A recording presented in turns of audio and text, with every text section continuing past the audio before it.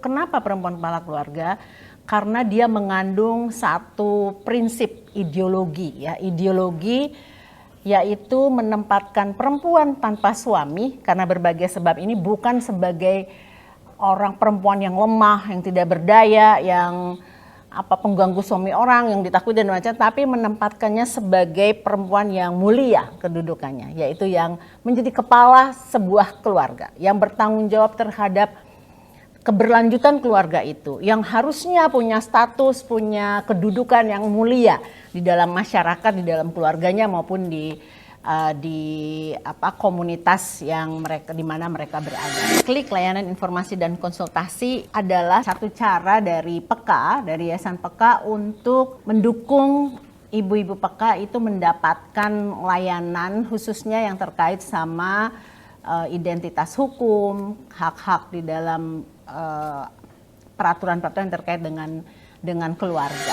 Sistem yang ada sekarang ini belum mengenali perempuan sebagai kepala keluarga, belum mengakui secara sah perempuan sebagai kepala keluarga, tapi kita menjalankan itu. Karena itu perjuangan, agenda-agenda perjuangan menjadikan perempuan kepala keluarga sebagai satu elemen di dalam kehidupan bermasyarakat itu harus terus-menerus kita lakukan.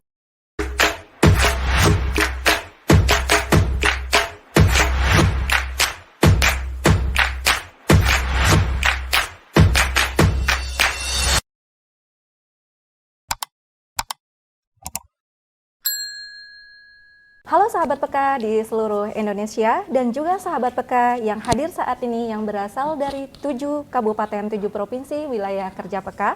Kali ini kita kedatangan tamu yang sangat populer. Sosok perempuan yang sangat dikenal di gerakan perempuan, baik di tingkat nasional maupun global. Selain itu, beliau juga merupakan pendiri sekaligus Ketua Badan Pengurus Yayasan PEKA. Mari kita sambut dan sapa dengan hangat Bunda Nani Zulminarni. Terima kasih. Halo Bunda, gimana kabar Bunda? Baik, alhamdulillah. Udah lama nih nggak diundang sama PEKA. Alhamdulillah, baik ya Bunda. Udah lupa ya? Iya, Bunda kayaknya ceria nih hari ini karena kostumnya wow ceria ya Bun. Ya. Terima kasih Bunda sudah hadir bersama kami hari ini di siang hari ini di ruangan yang tentunya penuh semangat dengan komunitas-komunitas PEKA yang hadir pada hari ini pada podcast PEKA. Bunda berbicara tentang PEKA saat ini. PEKA sudah berusia kurang lebih 24 tahun ya Bun. Ya. Dan tahun depan 25 tahun. Iya, tahun depan PEKA sudah genap 25 tahun. Tentunya dengan usia yang cukup bisa dibilang cukup mapan gitu. Nah, tentu banyak perjalanan panjang, penuh cerita, pembelajaran dan tentu satu kebanggaan bagi Bunda nih sendiri. Nah, para sahabat PEKA di seluruh Indonesia ingin mendengar secara langsung nih dari Bunda tentang kisah pengalaman, semangat di balik perjalanan besar yang telah membawa PEKA sejauh ini. Kira-kira nih Bun, boleh cerita nggak? Apa sih yang mendorong Bunda untuk mendirikan PEKA? Baik, terima kasih Eli. Selamat siang semuanya. Yang ada di sini maupun dimanapun podcast ini bisa didengarkan dan dilihat ya. Jadi kalau pertanyaan saya selalu ditanyakan tuh, kenapa bikin PEKA? PEKA itu berdiri, digagasnya mulainya tahun 1999 ke tahun 2000 ya, kemudian baru mulai di akhir 2001. Mengapa mendirikan PEKA, mengapa memulai PEKA ya? Saya bilang memulai saja karena kalau mendirikan itu rame yang mendirikan. Tapi memulai, menggagas ini ada 4 hal lah yang pengaruhi. Pertama, kondisi pada saat itu. Jadi kalau ibu-ibu semua di sini dan dimanapun teman-teman mengingat 98 itu kita Indonesia mengalami krisis sosial, krisis ekonomi, krisis politik ya yang menyebabkan konflik di mana-mana. Nah pada saat itu gerakan perempuan itu punya Komnas Perempuan yang sedang ingin mendokumentasikan tentang korban dari konflik, yaitu perempuan-perempuan yang terpaksa ditinggal oleh suaminya karena konflik, ya terbunuh di dalam konflik. Itu satu. Jadi kondisi pada saat itu memang luar biasa, dan juga kondisi ekonomi yang sangat sulit menyebabkan perempuan itu yang harus hidup sendiri sangat berat. Yang kedua, ada pemicu gitu. Jadi pemicunya itu adalah saya diminta oleh dua tokoh ya. Satu oleh Kamala Chandra Kirana namanya, beliau waktu itu Sekjen Komnas Perempuan yang meminta untuk membantu mendokumentasikan kehidupan janda tersebut di wilayah-wilayah konflik. Yang kedua itu namanya Pak Scott Guggenheim. Beliau adalah kepala unit pengembangan sosial di Bank Dunia yang waktu itu bertanggung jawab terhadap pengembangan sebuah program yang sangat besar di Indonesia, namanya program pengembangan kecamatan. Nah, program pengembangan kecamatan ini diprotes oleh ibu-ibu di Aceh yang merasa ini ada program-program tapi kami nggak pernah dapat, jadi oleh janda-janda di konflik di Aceh. Sehingga kemudian Pak Scott ini menggagas sebuah program namanya Widows Project. Jadi proyek janda yang tujuannya sebetulnya sederhana, memberikan bantuan ke janda-janda. Jadi dua tadi ya, pertama konteksnya, yang kedua ada pemicunya. Lalu yang ketiga ada kesempatannya gitu. Kesempatan karena saya diminta, buat saya itu adalah sebuah kesempatan yang juga terkait sama perjalanan saya sendiri. Nah, waktu itu tahun 2000 itu saya mengalami perceraian. Jadi saya merasakan tuh susahnya tiba-tiba jadi janda ya, yang dihina-hina gitu sama banyak orang, yang dilecehkan. Akhirnya dari situ kemudian saya menerima untuk mengelola dua proyek ini. Tapi ini masuk yang keempat. Yang keempat, saya sadar nih, proyek-proyek seperti itu, misalnya proyek memberikan bantuan kepada janda, itu sampai kapan itu bisanya, ya kan? Ketika diberikan bantuan selesai. Kalau saya mau hanya mengerjakan proyek itu mudah banget gitu. Itu cuma bagi-bagi uang ke janda-janda di wilayah konflik, dan itu selesai gitu, gampang. Nah, disinilah kemudian alasan yang keempat. Alasan yang keempat yaitu kesadaran saya betapa beratnya perempuan itu ketika harus menjadi penanggung jawab keluarga seorang diri. Apapun sebabnya, entah dia bercerai, entah ditinggal, meninggal, atau mungkin tidak menikah tapi bertanggung jawab terhadap keluarga dan sebagainya. Nah, dari situ kemudian lahirlah saya memikirkan kata apa ya yang paling tepat untuk mengubah proyek janda yang hanya bagi-bagi, bukan hanya ya, itu bagi-bagi itu juga penting, yang fokus pada bagi-bagi dana tadi, yang bisa juga mentransformasi, mengubah secara lebih berkelanjutan, lebih prinsip nasib perempuan yang harus menjadi janda. Gitu. Karena itu saya cari-cari itu katanya apa? Oh, perempuan kepala keluarga. Peka. Perempuan kepala keluarga itu, kenapa perempuan kepala keluarga? Karena dia mengandung satu prinsip ideologi ya, ideologi yaitu menempatkan perempuan tanpa suami karena berbagai sebab ini, bukan sebagai orang perempuan yang lemah, yang tidak berdaya, yang pengganggu suami orang, yang ditakuti dan macam, tapi menempatkannya sebagai perempuan yang mulia kedudukannya, yaitu yang menjadi kepala sebuah keluarga, yang bertanggung jawab terhadap keberlanjutan keluarga itu, yang harusnya punya status, punya kedudukan yang mulia di dalam masyarakat, di dalam keluarganya maupun di komunitas yang di mana mereka berada. Jadi dari situlah lahir kata peka itu. Jadi peka itu tidak didirikan tidak dimulai dengan wah ideal kesadaran ini, tidak gitu. Mulainya memang dari tadi konteks yang ada, lalu ada pemicunya, kemudian ada kesempatan. Kesadaran itu tumbuh setelah berproses dengan ibu-ibu. Jadi kesadaran yang panjang untuk melihat, wah luar biasa ya, janda di Indonesia itu dihina, diremehkan, dilecehkan, dianggap rendah, dianggap perempuan tidak berguna, tidak berdaya, pengganggu suami orang, segala macam itu. Dan juga kesulitan dalam ekonomi itu luar biasa. Makanya kemudian peka ini dimulai. Jadi kalau saya merasa saya tuh pemula, penggagas dan pemula ya, tapi mendirikan, mengembangkan itu banyak orang. Ketika pertama kali mendirikan Peka, Bun, apa sih yang dibayangkan atau Bunda harapkan kayak gitu untuk Peka ini sendiri ke depannya, Bun? Ya, jadi waktu awal-awal itu saya itu keliling ke 4 provinsi. Satu di Jawa Barat, kemudian di Aceh, lalu di Nusa Tenggara Timur itu khusus di Flores Timur, dan yang terakhir itu di Buton di Sulawesi Tenggara. Jadi di 4 provinsi ini. Nah di 4 provinsi ini saya bertemu dengan perempuan-perempuan kepala keluarga, janda-janda yang luar biasa ya.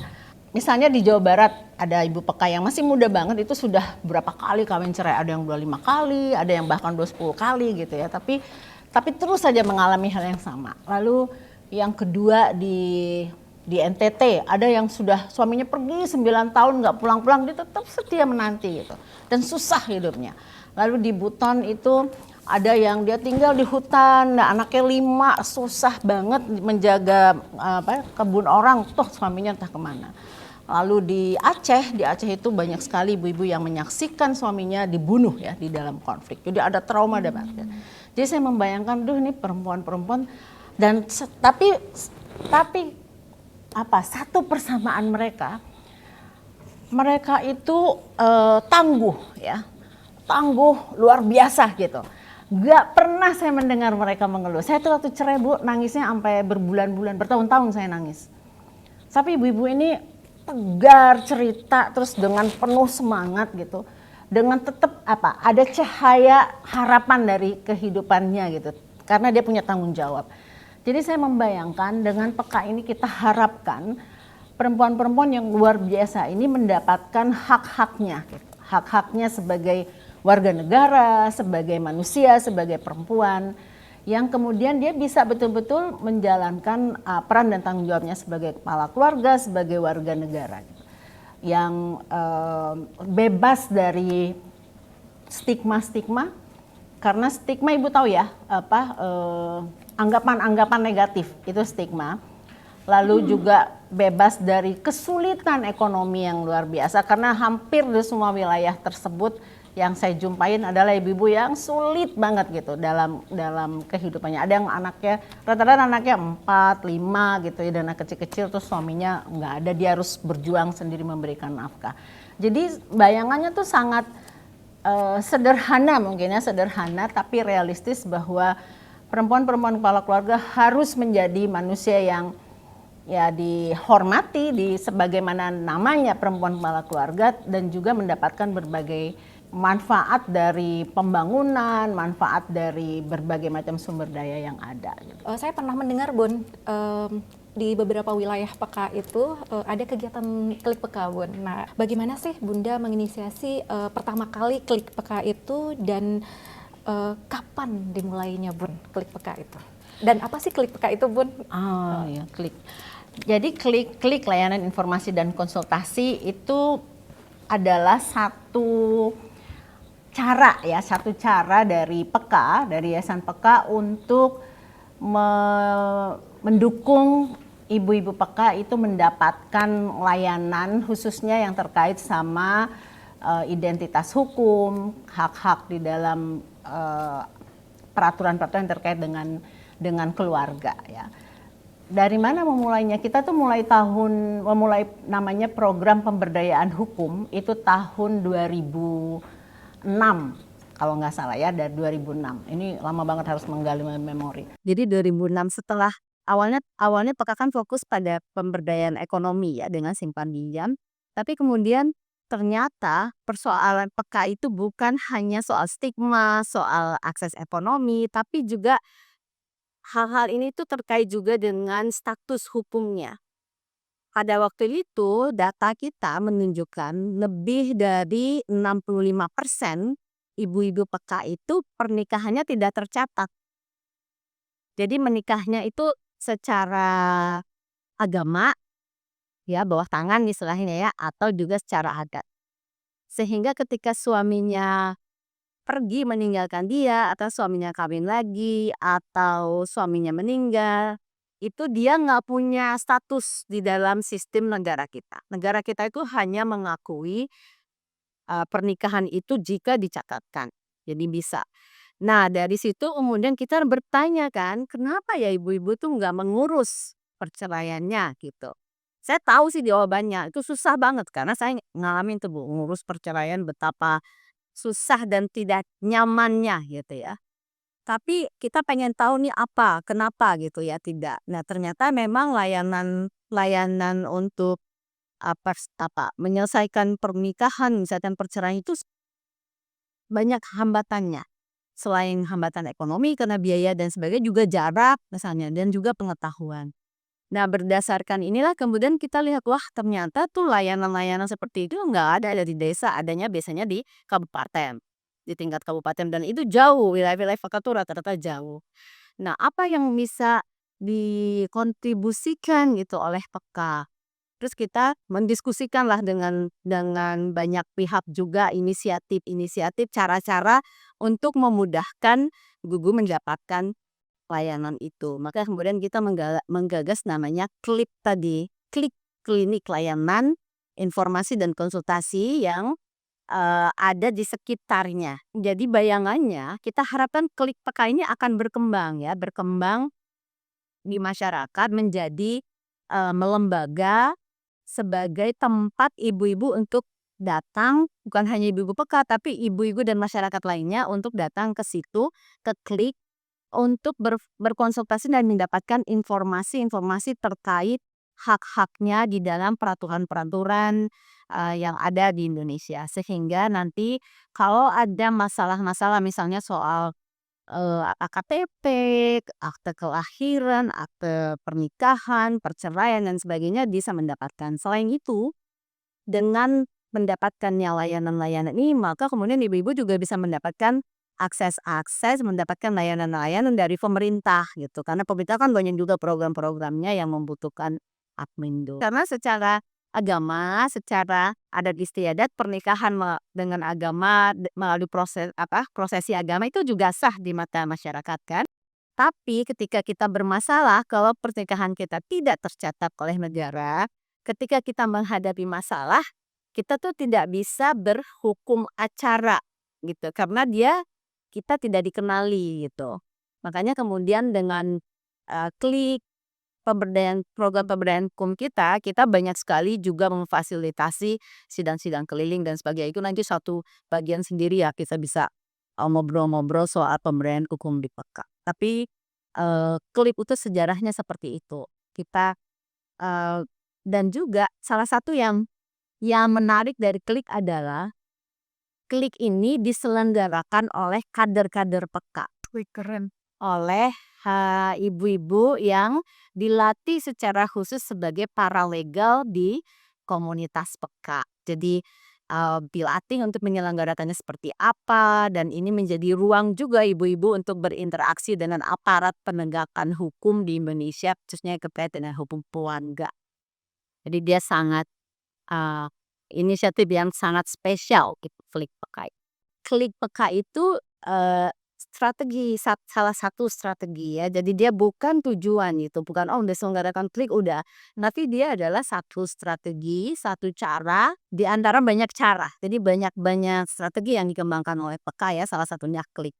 Tujuan akhirnya adalah yang tadi dari awal bahwa komunitas Peka mendapatkan seluruh haknya sebagai warga negara dan bisa terus secara berkelanjutan menjalankan upaya-upaya untuk memperoleh hak utuh. Nah, tantangannya sih kalau misalnya saya melihatnya tuh dari tiga ranah lah ya. Tantangan pertama dari dalam diri komunitas Pekanya sendiri. Jadi kalau misalnya dulu di awal-awal sulit sekali untuk mengajak ibu-ibu Peka untuk bergabung di Peka karena waktu itu semua program-program yang datang itu selalu dengan membawa dana gitu, membawa sesuatu. Jadi kalau kita ngajak berkumpul ada uangnya nggak, itu udah pasti pertanyaan yang pertama gitu. Jadi kalau nggak ada uangnya, biasanya kita bilang ya nggak ada uangnya. Mereka datang sebentar gitu ya, beberapa bulan, ditunggu terus kan uangnya ada nggak, kalau nggak ada uang terus mereka bubar. Nah pada saat itu semua program seperti itu. Jadi waktu Peka datang dengan menawarkan Peka adalah ruang belajar, ruang membangun keswadayaan dan sebagainya, ya nggak ada yang mau gitu ya, itu di tahap-tahap awalnya gitu. Nah sekarang seperti apa? Sekarang juga sebetulnya masih seperti itu di sebagian besar. Selain itu juga jadi dari dalam itu tantangannya adalah bagaimana tadi kesadaran dan kemauan perempuan untuk tumbuh berkembang sebagai perempuan kepala keluarga, sebagai pemimpin perempuan yang pastinya menghadapi banyak karena harus berkorban kan. Wah, pertemuan itu harus mengorbankan waktu, pelatihan harus mengorbankan waktu, datang ke sini harus mengorbankan waktu, banyak yang harus dikorbankan. Jadi tidak selalu bisa dihadapi. Ya. Tantangan yang kedua adalah dari sistem-sistem yang ada. Perempuan-perempuannya mau, ibu-ibunya mau, nanti masyarakatnya, ngapain ikut-ikut itu?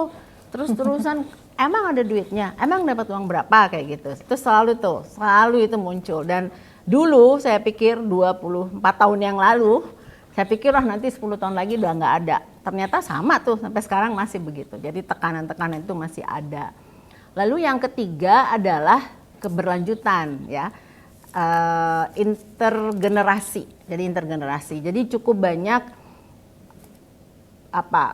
Peka ini kita nggak pernah ngebayangin juga sampai 25 tahun ya, hampir 25 tahun usianya. Artinya ada tuh kan yang dulu umurnya 60 misalnya waktu bergabung dengan Peka, sekarang udah 85 bahkan mungkin sudah meninggal.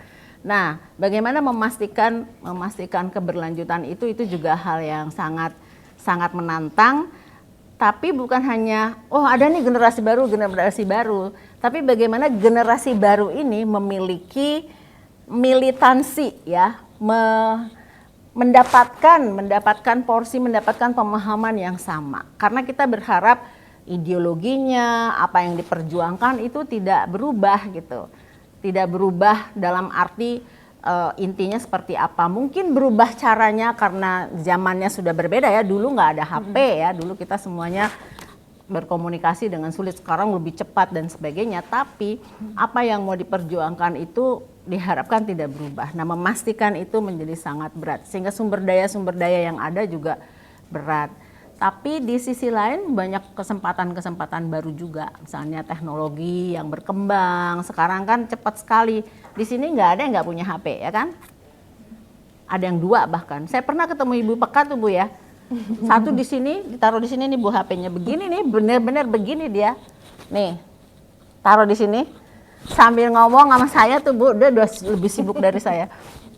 Terus satu lagi di sini, kadang-kadang dia begini, kadang-kadang dia begini. Terus ada juga ibu-ibu yang kalau meeting, kalau pertemuan gitu ya, pakai 2 gitu. Di sini nih misalnya lagi begini, ada yang sambil dengerin Zoom.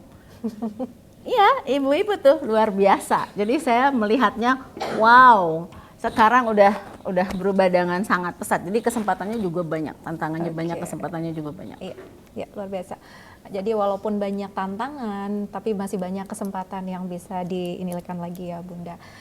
Nah, tapi dengan banyaknya tantangan tadi tidak tidak menjadi suatu halangan untuk gerakan Peka itu tetap bergerak hingga sekarang 25 tahun ya Bun. Oh iya, 25 tahun lagi, 25 tahun lagi gitu, insya Allah. Iya. Mungkin dari teman-teman siapa yang akan bertanya dengan apa yang sudah diceritakan, pengalaman, cerita, praktik baik yang sudah disampaikan oleh Bunda tadi. Silakan teman-teman. Di sini yang ingin saya tanyakan, karena Peka sudah hampir 25 tahun. Harapan Bunda untuk Peka ke depannya lagi, apa yang ide-ide atau inisiatif apa yang membuat agar Peka ini semakin dikenal oleh semua kalangan perempuan-perempuan yang ada di Indonesia. Karena saat ini yang tahu itu hanya ada Pekanya saja. Jadi wilayah-wilayah yang belum ada Peka saat itu, dia bilang, apa itu Peka, saat kita mulai turun ke wilayah tersebut gitu. Jadi harapan Bunda untuk depannya agar peka ini lebih dikenal lagi dan lebih maju itu bagaimana? Itu saja Bunda, terima kasih. Terima kasih Kak Mahda, pertanyaannya bagus banget. Sebetulnya pertanyaan itu untuk kita semua ya.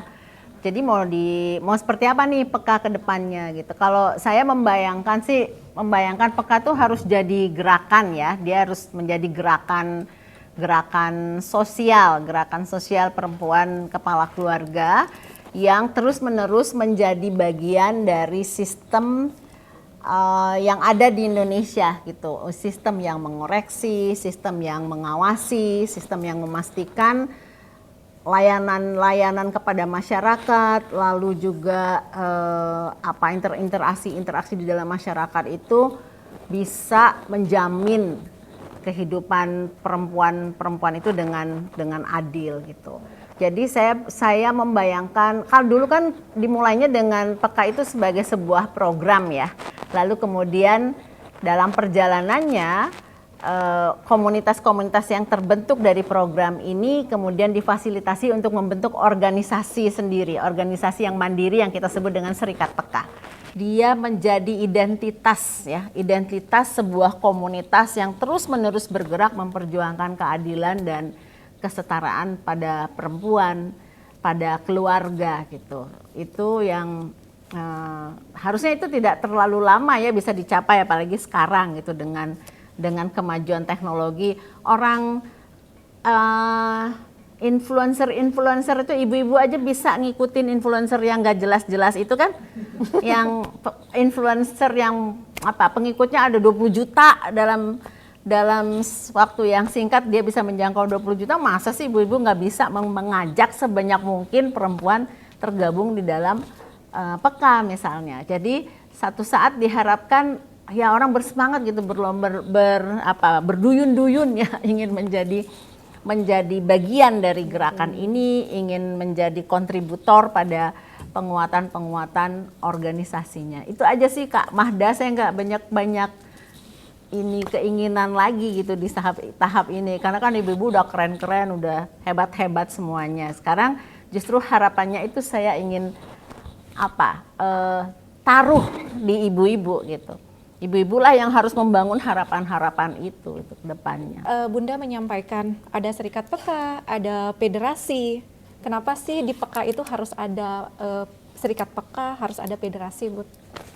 Ya, tadi seperti yang saya sampaikan ya, awalnya kan sebuah program. Kemudian kami nih sebagai pelaksana programnya, penggiat programnya, kemudian membentuk satu lembaga namanya Yayasan Pemberdayaan Perempuan Kepala Keluarga.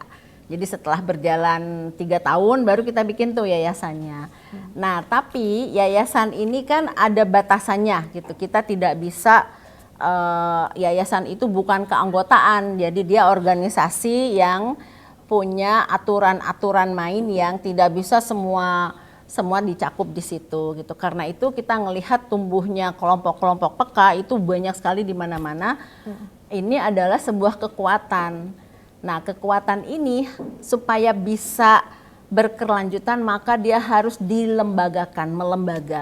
Kita waktu itu mulai menanyakan ke ibu-ibu di Jawa Barat, karena waktu itu yang paling besar ya komunitasnya, mau nggak ibu-ibu itu bikin organisasi sendiri, bukan hanya kelompok. Jadi kalau kelompok tuh biasanya bilangnya, ya kami kelompok peka dan atasan kami adalah yang di Jakarta gitu, Yayasan Peka.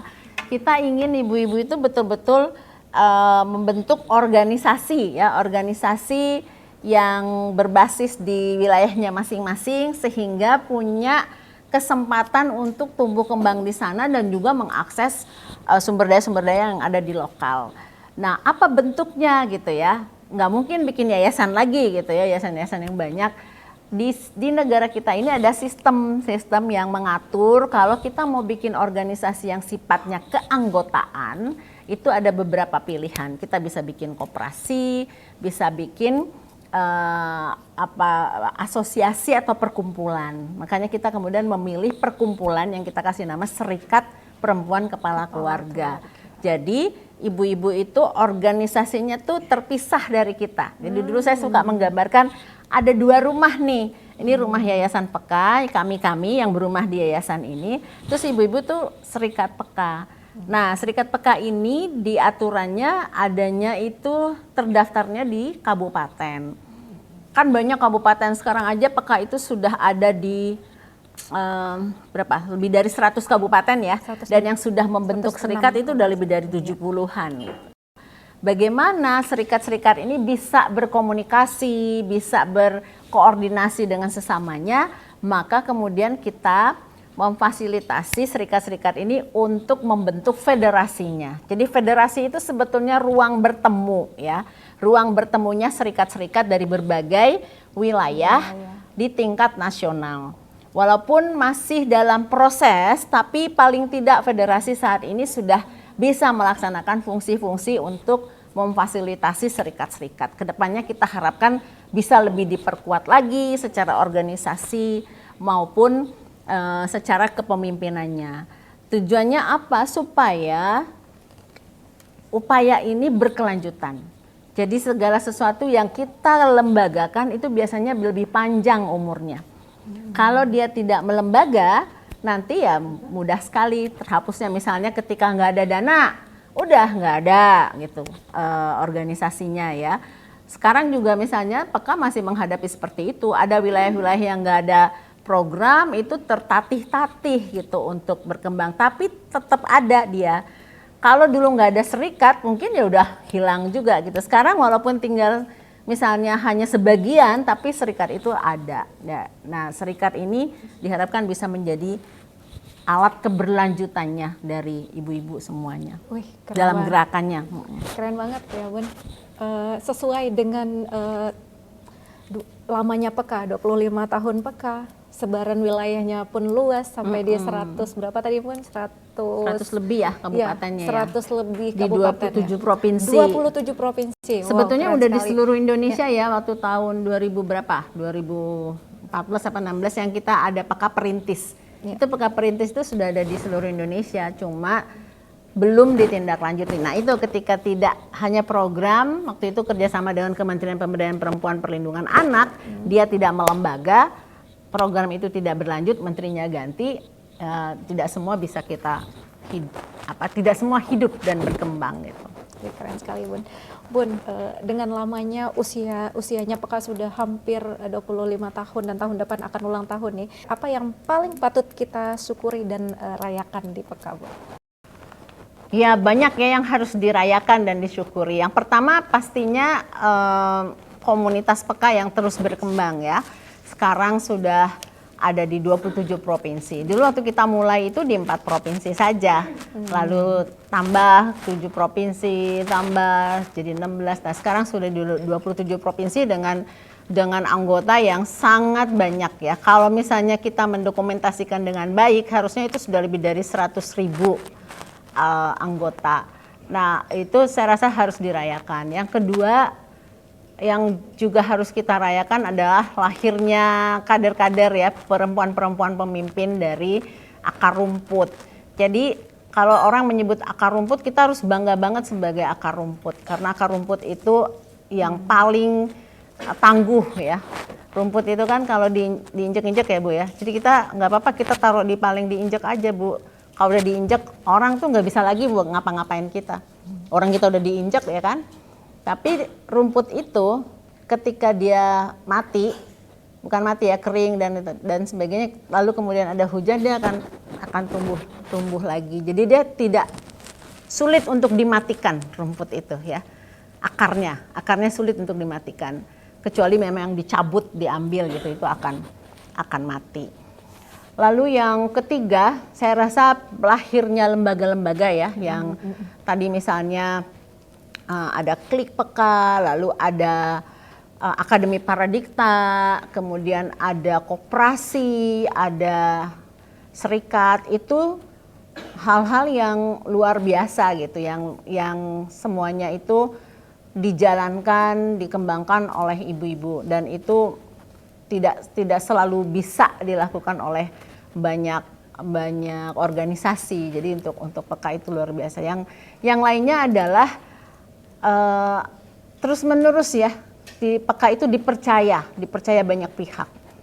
Jadi selalu tidak mengalami kesulitan gitu di saat orang-orang organisasi lain mengalami kesulitan misalnya dengan sumber daya, peka itu selalu ada. Peka itu dicari ya, jadi namanya cukup baik, orang-orang cukup percaya, karena itu yang harus terus-menerus dijaga. Jadi bagaimana menjaga kepercayaan, karena itu kepercayaan itu yang paling mahal ya, yang paling mahal, mata uang yang paling berlaku dimanapun gitu. Sekali kepercayaan dikhianati, sekali kepercayaan itu luntur, nah itu susah kembalinya gitu, susah. Jadi kalau misalnya sekarang kita banyak dipercaya sama orang, harus dijaga kepercayaan itu, karena begitu hilang, dulu ada pepatahnya kan, sekali lancung ke ujian, seumur hidup orang nggak akan percaya lagi. Jadi menjaga nama baik peka, menjaga koneksi kita, menjaga relasi kita ya, hubungan kita itu menjadi sangat penting. Oke, Bunda. Ya, emang kejujuran itu penting ya, Bun, untuk membangun organisasi juga. Oke, terakhir, Bun, apa pesan penting yang kira-kira Bunda akan sampaikan kepada ibu-ibu peka yang ada di ruangan ini dan ibu-ibu peka di seluruh Indonesia untuk memberikan semangat dan melanjutkan perjuangan mereka ke depannya? Iya, perempuan menjadi kepala keluarga itu satu kenyataan ya, satu kenyataan yang tidak bisa kita hindari karena kondisi yang ada gitu. Nah, sistem yang ada sekarang ini belum mengenali perempuan sebagai kepala keluarga, belum mengakui secara sah perempuan sebagai kepala keluarga, tapi kita menjalankan itu. Karena itu perjuangan, agenda-agenda perjuangan menjadikan perempuan kepala keluarga sebagai satu elemen di dalam kehidupan bermasyarakat itu harus terus-menerus kita lakukan. Yang kedua, bekerja secara kolektif. Jadi harus bekerja dalam kesatuan gitu ya.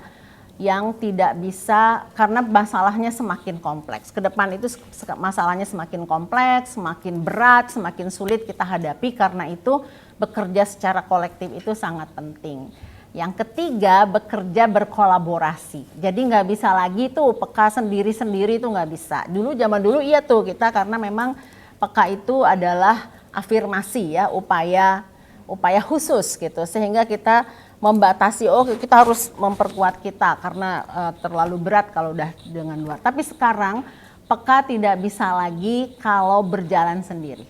Jadi peka harus berkolaborasi dengan pihak-pihak lain, bahkan yang berbeda sekali dengan kita, tapi dia berkontribusi pada perjuangan-perjuangan kita. Misalnya apa? Misalnya organisasi lain yang fokusnya bukan perempuan kepala keluarga. Misalnya organisasi yang fokus ke pangan, ya, itu kita harus berkolaborasi dengan mereka. Organisasi yang fokusnya kepada pendidikan anak kah, pendidikan orang dewasa, ataupun organisasi-organisasi yang memperjuangkan lingkungan misalnya. Karena semuanya adalah bagian dari agenda-agenda yang kita hadapi. Jadi kolaborasi itu sangat penting sehingga kita bisa lebih bekerja lebih mempengaruhi